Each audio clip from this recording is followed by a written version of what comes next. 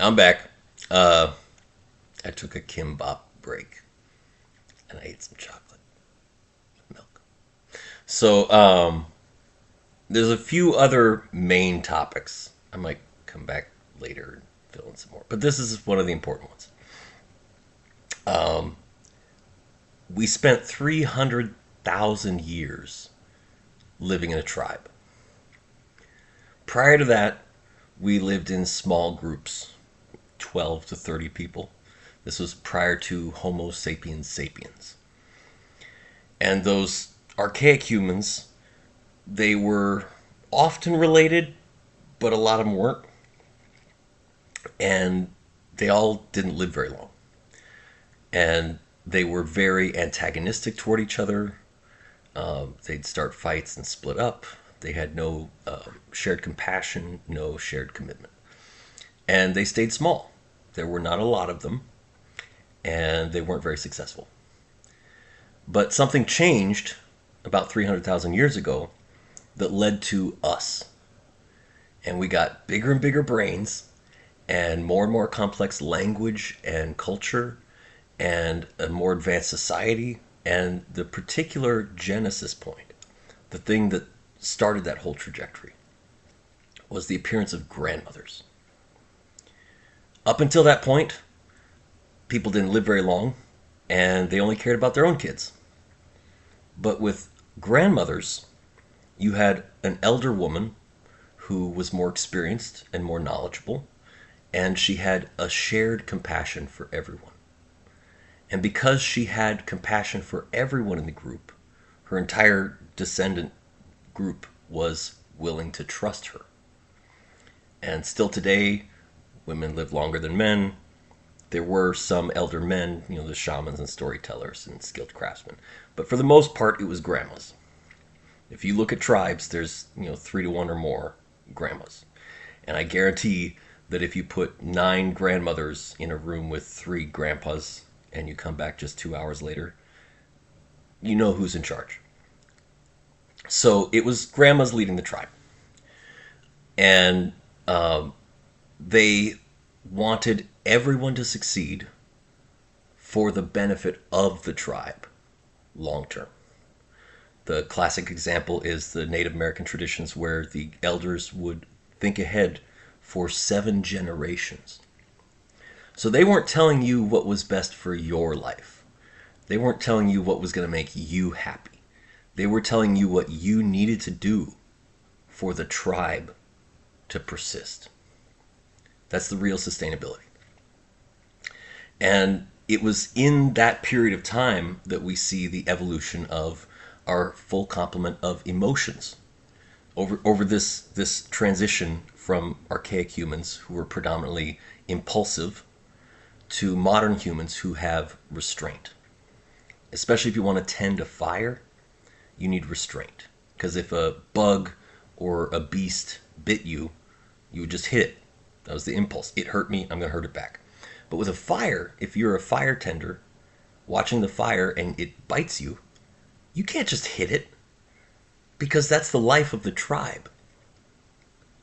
So we learned restraint and we also developed our social emotional toolkit. Your emotions do not exist to make you happy. If your emotions did exist to make you happy, you would only have happy. That'd be the only emotion. Obviously, the emotions evolved with a purpose. There was a survival mechanism that they created. And the word emotion shows you. It's right there, emotion. That's literally why it's called that. It's because emotions are meant to motivate your good behavior. They're meant to make you do the things that the tribe needs you to do. So when you're hearing and receiving your own emotions properly, they will motivate the behaviors that are positive for your society, for your community. When you're being oppressed or members of your group are being abused, you're supposed to get angry. That's why anger exists. Get angry until it's done and dusted. That's what it's for. When you've done something hurtful to another person or selfish. There's some flaw in your character, some personal failing. Not just that you tried and you failed, but that you didn't try, or you were walking down the mountain instead of up the mountain. When you step down from that higher self to a lower self, you experience regret, remorse. And that feeling is supposed to stay there. It was very popular 25 years ago to wear t-shirts and caps that said no regrets. And that's horrible. The only people who don't have regrets are saints, because they never did anything wrong, and demons, because they don't care. And we're definitely not saints, so you shouldn't be having no regrets. Keep your regrets. Keep them alive inside of you. Don't be overwhelmed by them at all times. But if you're about to do the thing that caused regret last time, that's when you need to feel the regret again to stop you from doing it again. So you remember your higher self. So regret is an important motivator. It's valuable for your community. Another one is grief. When we feel grief, what we're doing is taking time to touch what we've lost. It brings that connection back even when the person is gone. And so in tribes, our emotions were being activated properly. Those were the tribes that survived. It was a Darwinian selection. But today we live in a totally different environment. And now, because you're surrounded by strangers who are judging you all the time, people decide to just look happy. And that expectation became a command. And so now we hide our feelings to fit in with strangers who don't actually care about us, until those emotions bubble up and explode, and then you get labeled for whatever emotion you showed. If you showed anger one time, now you're the angry person. If you show sadness one time, now you're the sad person. And that's very destructive because it short circuits the emotional process that was supposed to be healing for the group. And because we're constantly hiding our feelings, people are oversensitized to showing them. If the only time you saw other people get angry is when it had been stewing and exploded outside of their control, they were overwhelmed by their anger and bad things happened, then you're traumatized by other people's emotional self-expression. And now when someone else shows an emotion that's not happy, you rush in to cure them of their feelings, which is wrong. You shouldn't be stopping people from feeling their emotions. That's a form of invalidation, and specifically it's railroading their emotional process. You can't be soothing them to make them happy. You can't just give them a pep talk telling them it'll be fine. You have to be with them empathically and help direct their emotion toward the productive actions that matter. And that requires them feeling it, and it's not fun. So when someone is trying to make sure that everyone's happy, they are actually halting the empathic response within the group. Because now if someone is traumatized by capitalism, that gets hidden. And that happens hundreds of millions of times a year until we're okay with being exploited because everyone has a smile on a mask covering their face. So if people were actually showing their feelings, you would see a third of the people walking down the street would be crying. You'd see a lot of angry people. And you'd know that something is horribly wrong with our society. You would be empathically responding to their real emotion, and that would galvanize us to make changes for the better. So when you all put on a happy face to get social approval, then you end up allowing evil to continue. And that will not work. Other things about a tribe, you're born into a tribe. And you always belong. You don't get kicked out when you're 18. You're not surrounded by strangers. And there's mutual compassion coming from that self-expression. Everyone's showing their feelings and empathizing with each other, and that's what directs people's energy. It's an empathy economy. You see one person suffering, other people gather around and work with them to make things right, and that solves problems. So there was trust, there was commitment, and it was a strong interdependence. No one person was doing everything by themselves.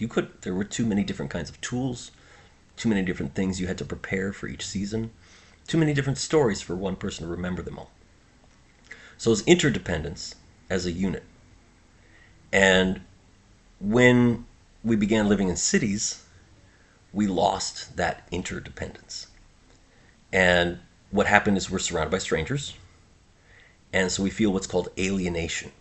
We don't feel belonging anymore. And that causes a lot of stress because we evolved as part of a tribe. That was our entire existence for our entire evolution was tribal. So you put someone in a city, they get kicked out of their home when they're 18, they feel alienation. And they're yearning after that tribal belonging. So what they grasp at instead of a real tribe with a lifelong commitment is they grasp at brand tribalism. They become a Tesla bro. They join their favorite political team and think that everyone else is a demon. That's brand tribalism. So, brand tribalism is where you clump up with a bunch of strangers who agree with you on one thing. And then to maintain cohesion, you have to all start agreeing on everything else. And if you ever stray from that, you're ostracized for not agreeing with everyone. So, unlike a tribe which supported diversity, brand tribalism enforces clones. And it becomes highly xenophobic. Anyone who's not exactly like you must be the enemy. It exacerbates the us-them dualism. It exacerbates conflict and division. And at the same time, when you're in a city surrounded by strangers, there's a lot of money, and most people are strangers, so it's easy for con artists to start exploiting people. And when you're surrounded by con artists, you become paranoid, and you start deciding that it's better to just do everything by yourself. That's where independence comes from. Is this wacky idea that you can just be everything you need by yourself, which has never existed in all of human history. You have never been independent. In fact, if you actually want to be truly independent, there's one way to do it. You go down to the Tesla launch site where Elon's got his rockets. You strip down naked. You grab hold of the outside of one of his rockets. And once it gets up into space, you let go. Now you are truly independent.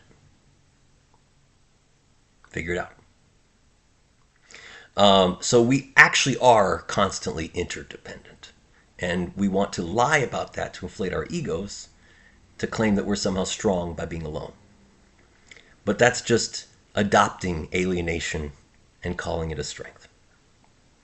So tribes are resilient. Tribes are solid. They don't have permeability. You can't nudge your way into them. While in contrast, someone who's alienated and idolizing independence is actually very vulnerable. Living alone means you have all kinds of risks to your health, risks to your income and your possessions, risks to your psychology. It's not a safe way to live. Independence is very risky. And most importantly, you can't learn everything. And you can't pay attention to everything. So the more independent you are, the more easily you are tricked and exploited.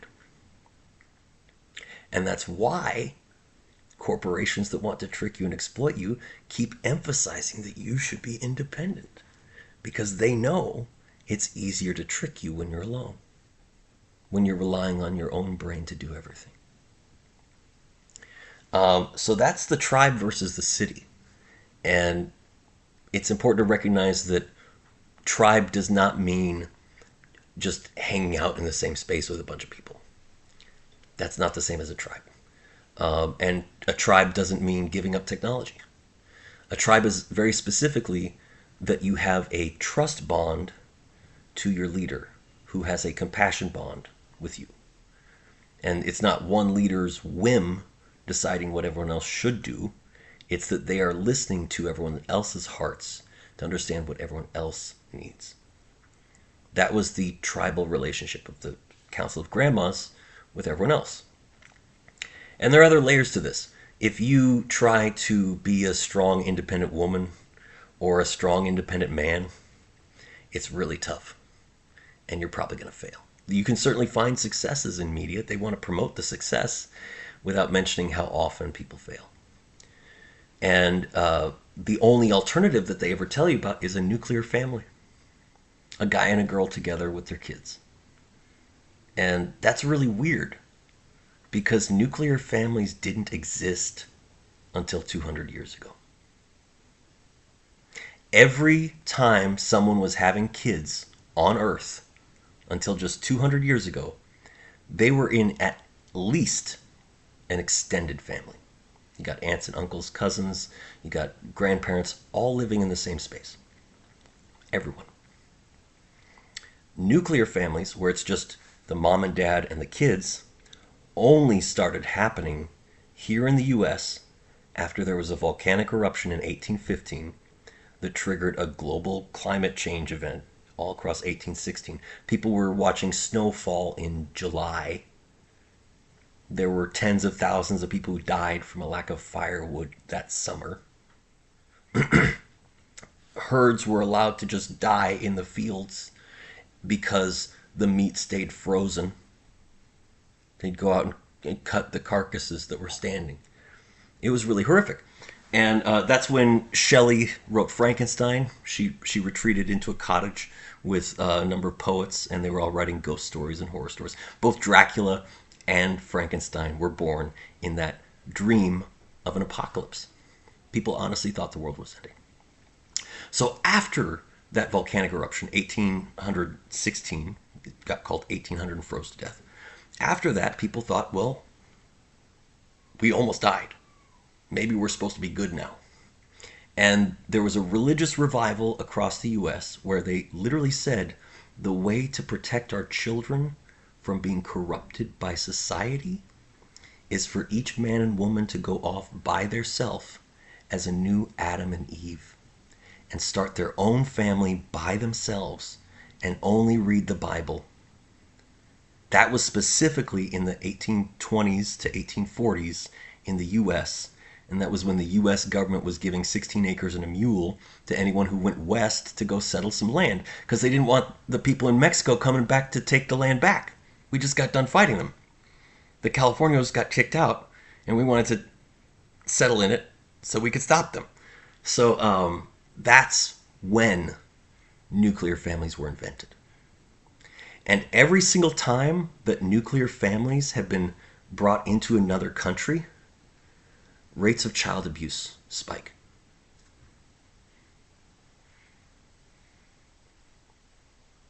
Child abuse. So when you have only one mom and one dad living in the same roof, and the dad's going out to work, then it's one woman with a bunch of kids. And if you've ever been around 3, 4, and 5-year-olds, you know that's impossible.